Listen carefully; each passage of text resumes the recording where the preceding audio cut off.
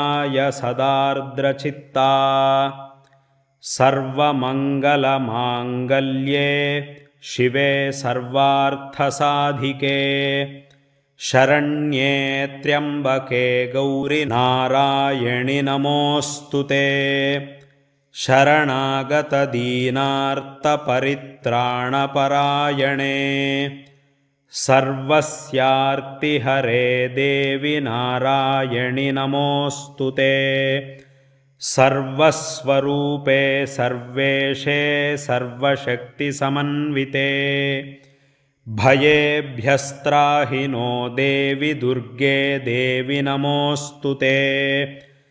रोगानशेषानपहंसि तुष्टा